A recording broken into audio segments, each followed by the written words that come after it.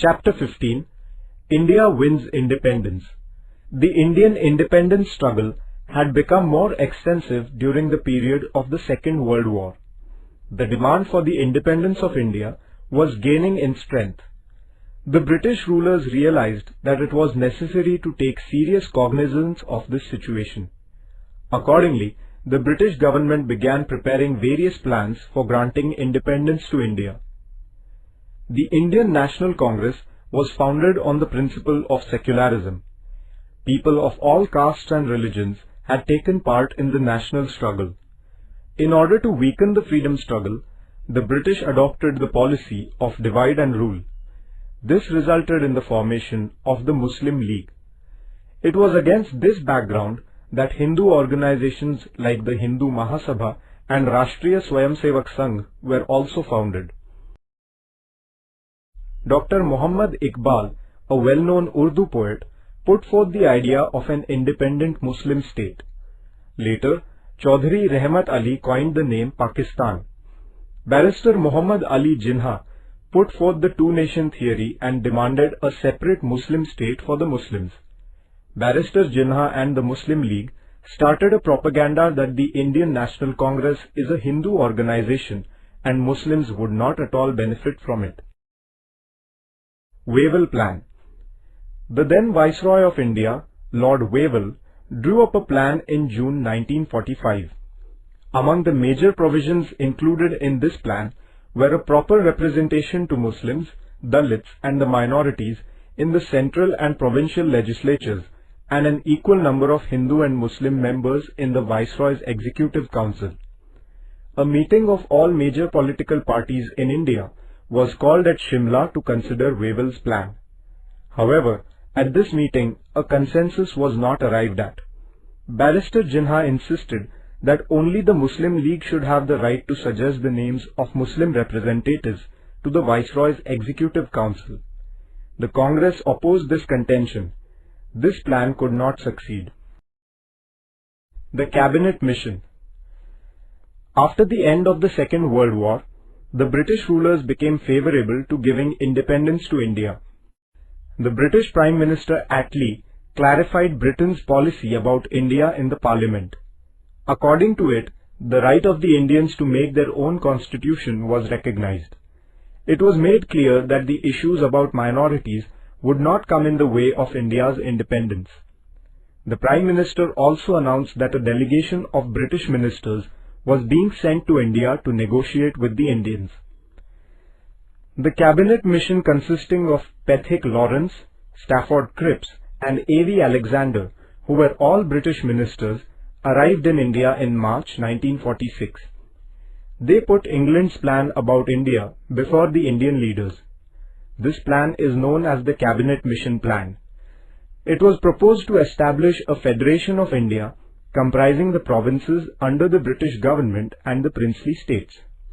The Indians would themselves prepare the constitution of the Federation. Till the drafting of the constitution, India would be ruled by the interim government in consultation with the Viceroy. Some of the provisions in the plan were not acceptable to the Congress. Similarly, as there was no provision for the creation of an independent Muslim state, the Muslim League was also dissatisfied. Thus, the Cabinet Mission Plan was not accepted in its entirety. The Direct Action Day. In accordance with the Cabinet Mission Plan, elections were held for establishing a Constituent Assembly in which the Congress secured an overwhelming majority. The Muslim League refused to join the Constituent Assembly. The League strongly demanded the partition of India. It was declared that 16th August 1946 would be observed as the Direct Action Day with a view to explaining the League's stand on the creation of Pakistan. The followers of the Muslim League resorted to violent ways. There were Hindu-Muslim riots all over the country. There were massacres in the Noakhali region in the province of Bengal. In order to put a stop to this violence, Gandhiji went there without giving a thought to his own life. He strove hard to establish peace there. The establishment of interim government. In such anarchic conditions, the Viceroy Lord Wavell formed an interim government of Indian representatives. the cabinet under the leadership of Jawaharlal Nehru took over the governance of the country. The Muslim League initially declined to participate in the working of the interim government, but later the League changed its decision and participated in the interim government. The League pursued the policy of obstruction. Therefore, the interim government could not work smoothly. Attlee, the British Prime Minister, announced in the Parliament of England that England would transfer all of its government responsibility not later than June 1948.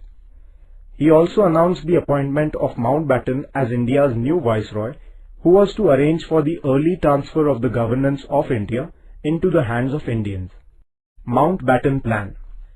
As the partition of India became inevitable, Mountbatten decided to partition it. Accordingly, he held discussions with the prominent leaders of India. Thereafter, he prepared a plan to partition India and to create two independent nations of India and Pakistan. The Indian National Congress was opposed to partition. The unity of the country was the basis of the Congress stand, but the Muslim League remained adamant on the creation of Pakistan. Therefore, there was no other alternative left, and the Congress most unwillingly gave its consent to the decision of partition. The Act of Indian Independence. On 18 July 1947, the British Parliament passed the Act of Indian Independence based on the Mountbatten Plan. The Act provided that on 15 August 1947, partitioning India, two independent nations of India and Pakistan would come into existence. Thereafter, the British Parliament would not retain any control over them. The British sovereignty over the princely states would also come to an end.